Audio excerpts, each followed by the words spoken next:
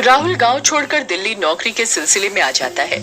राहुल उधर एक कंपनी में नौकरी कर ही रहा होता है। एक दिन राहुल जब ऑफिस में काम कर रहा होता है तभी उसका फोन बजता है।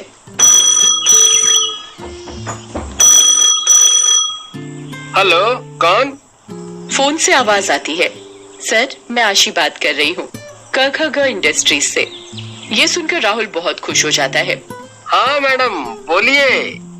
राहुल, हमारे यहाँ पर एक वैकेंसी है जो मुझे लगता है आपके लिए बहुत अच्छी रहेगी और आपकी प्रोफाइल से मैच करती हुई ही है। जी मैडम, बताइए। ये वैकेंसी मुंबई में है, आपको मुंबई शिफ्ट होना पड़ेगा। ठीक है मैडम। देखते ही देखते राहुल उस नई कंपनी का इंटरव्यू क्लियर कर देता है और मुंबई चला जाता है। राहुल को थोड़े दिन के लिए उसकी कंपनी वाले होटल देते हैं, पर कुछ ही दिनों में राहुल को एक घर में शिफ्ट होना था। देखते ही देखते राहुल को एक अपार्टमेंट में एक रूम मिल जाता है जो खाली होता है। राहुल उधर अपना सारा सामान शिफ्ट करके बैठा ही होता है कि तभी उसका फोन बज जाता है। वो अपनी स्क्रीन पर देखता है तो उसकी माँ का फोन आ रहा होता है। हेलो माँ। हेलो बेटा। माँ, मैं शिफ्ट हो गया हूँ नए अपार्टमेंट में। इतनी जल्दी? अभी 2 दिन पहले तो तुम कमरा ही देख रहे थे। वो हुआ यूं माँ, यहाँ पर इस कमरे के मालिक को जल्दी जाना था विदेश, इसलिए उन्होंने मुझे ये कमरा जल्दी दे दिया। क्या ये वही कमरा है जो तुम 2 दिन पहले देख कर आए थे? जी माँ। ये सुनकर राहुल की माँ बहुत डर जाती है। अरे बेटा, वो जगह ठीक नहीं है, उस जगह भूतों का वास है। अरे माँ, ये आपको किसने बोला? तेरे चाचा का बेटा है ना मोनू, मैंने उससे बात की थी और जगह बताई थी। उसने बताया कि वो जगह ठीक नहीं है, उधर आए दिन कुछ न कुछ घटना होती रहती है। राहुल अपनी माँ को तसल्ली देता हुआ, अरे माँ, ऐसा कुछ नहीं है, मैंने यहाँ जांच पड़ताल कर ली है, यहाँ ऐसा कुछ नहीं है। पर मुझे मोनू ने बताया कि वो सोसाइटी भूतिया है। ओह माँ, आप ये बेफजूल की बातों में मत आओ। हाँ, मैंने अपने कमरे के ऊपर वाले कमरे को भूतिया सुना नहीं, पर मेरा कमरा ठीक है। बेटा, ये बुरी शक्तियों का प्रभाव आसपास की जगह पर भी छोड़ती है। क्या उस कमरे से दूर कोई कमरा नहीं मिला तुम्हें? माँ, आपको तो पता ही है, मुंबई में किराए का कमरा, वो भी ढंग का, बहुत मुश्किल और महंगा है। इस सोसाइटी में और भी कमरे थे और उनके मालिक अभी किराए पर देना नहीं चाहते थे। वहीं मेरे कमरे का मालिक विदेश जा रहा था, इसलिए उसने मुझे कमरा किराए पर और सस्ता दे दिया। काफी शांत इलाका है और यह मेरे कमरे के लिए अच्छा है। ठीक है बेटा, पर जल्दी से जल्दी पूजा करवा लेना, इससे सारी बला दूर रहेंगी। अपना ध्यान रखना बेटा। ये बोलकर माँ ने फोन काट दिया। राहुल ने भी फोन रख दिया और सो गया। राहुल एक इंटीरियर डिजाइनर था और अपना बहुत सा ऑफिस का काम घर से ही किया करता था। अकेले शांति भरी जगह पर उसे नए नए आइडिया आते। बिना किसी बाधा के वो अपना काम किया करता। मुंबई में ऐसी जगह ढूंढना बहुत मुश्किल था। वो जहाँ रहता था वहाँ पर शांति थी। फिर वहाँ कुछ ही दिन में मुंबई मेट्रो का काम चालू हो गया, जिसके कारण उधर बहुत शोर रहता। एक दिन राहुल अपने रूम में बैठा होता है, तभी वो देखता है कि उसका लैपटॉप खुद ब खुद चल रहा होता है।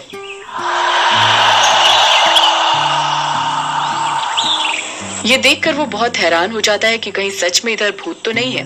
देखते ही देखते राहुल के साथ अजीबोगरीब वाकये होते हैं। एक दिन राहुल अपना काम कर रहा था, तभी एक बच्चे की बहुत जोर जोर से रोने की आवाज आने लगी।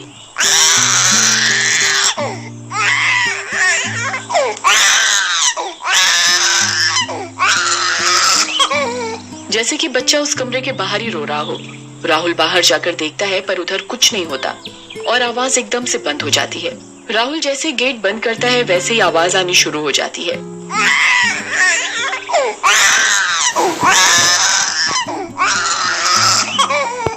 ये देख राहुल बहुत डर जाता है। ऐसा कैसे और क्यों हो रहा है? राहुल दोबारा गेट खोलता है, फिर से आवाज बंद हो जाती है। ये देख राहुल बहुत डर जाता है।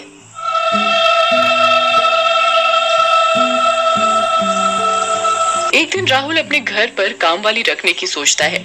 वो अगले दिन अपने पड़ोसी शर्मा जी का दरवाजा खटखटाता है।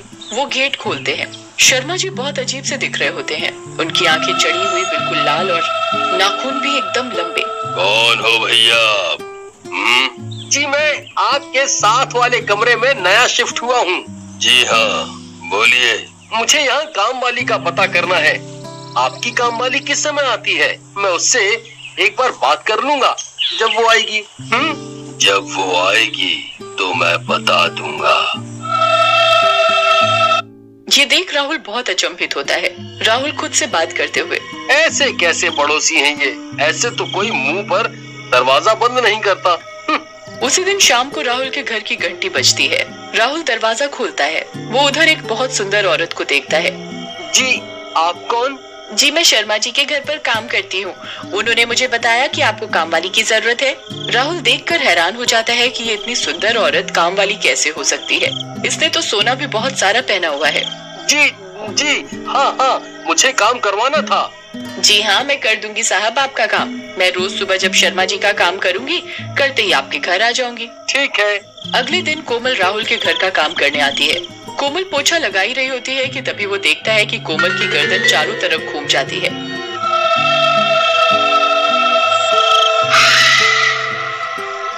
ये देखकर राहुल बहुत डर जाता है। वो अंदर ही अंदर सोचने लगता है, ये कोमल अंदर ही अंदर ऐसे कैसे कर सकती है। आए दिन राहुल के साथ कोमल को लेकर अजीबोगरीब वाकये होने लगे। एक दिन कोमल झाड़ू लगा रही होती है, तभी राहुल देखता है कि कोमल का हाथ बिल्कुल लंबा हो गया है और उसने पूरा हाथ बेड के नीचे झाड़ू के चक्कर में डाल दिया है। अरे ये क्या कर रही हो तुम कोमल? ये क्या हो रहा है तुम्हारे हाथ को? कोमल का हाथ एकदम ठीक हो जाता है। क्या हुआ साहब? मैं तो बिल्कुल ठीक हूँ। कहीं आप सपने तो नहीं देखने लग गए? कोमल ये बोलती है और जोर जोर से हंसने लग जाती है। राहुल सोच में पड़ जाता है कि उसके साथ ऐसी अजीब हरकतें क्यों हो रही हैं। वो सोचता है कि वो कल से रोज सुबह उठकर पूजा करेगा। अगले दिन राहुल सुबह उठता है, तभी उसके घर की घंटी बजती है। राहुल दरवाजा खोलता है। अरे कोमल, आज तुम इतनी जल्दी कैसे आ गई? आज शर्मा जी के यहाँ काम करने नहीं गई क्या? अरे साहब, मैंने सोचा कि आज आपके घर का काम कर दूं पहले। ठीक है, तुम काम करो, इतने में मैं नहा लेता हूँ। राहुल नहाकर पूजा करने लगता है। ये देखकर कोमल बहुत जोर जोर से चिल्लाने लग जाती है।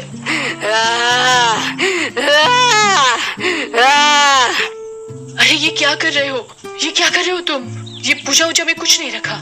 ये सुनकर राहुल बहुत हैरान हो जाता है कि आखिर कोमल ऐसा क्यों कह रही है। कोमल पूरी कोशिश करती है कि राहुल पूजा ना करे। राहुल कोमल की ना सुनते हुए वहाँ जैसे ही मंदिर में दीपक जलाने लगता है, तभी कोमल राहुल को जोर से धक्का देकर पीछे गिरा देती है। अरे कोमल, तुम मुझे पूजा क्यों नहीं करने दे रही?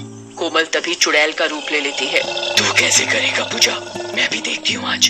तुझको समझ में नहीं आ रहा कि तेरी पूजा करने से मुझे कितनी तकलीफ होगी।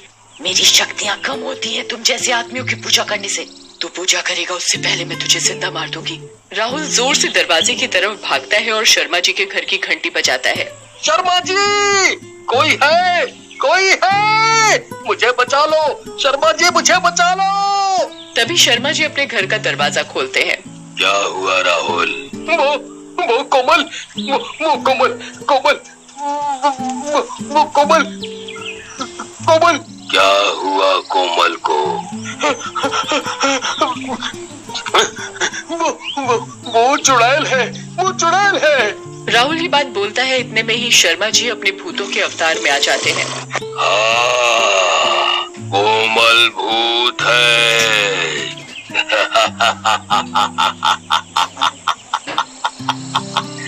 वो मेरी ही पत्नी है। मैंने उसे तेरे पास तुझे मारने के लिए भेजा था। आज तेरा सर्वनाश होगा।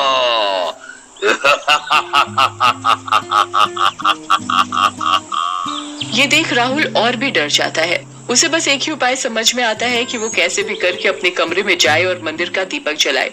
राहुल फिर से अपने कमरे की तरफ भागता है। उसके पीछे कोमल और शर्मा जी भी उसका पीछा करते हैं। राहुल अपने कमरे में जाने के साथ ही अपने मंदिर का दीपक जला देता है और हनुमान चालीसा पढ़ने लगता है।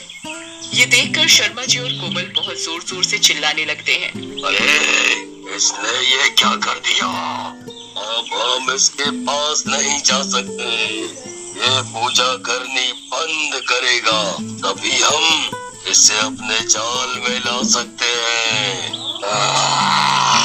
राहुल फोन कर अपनी माँ को सारी बात बताता है। उसकी माँ उस कमरे में हवन करवाने को बोलती है। राहुल अगले ही दिन अपने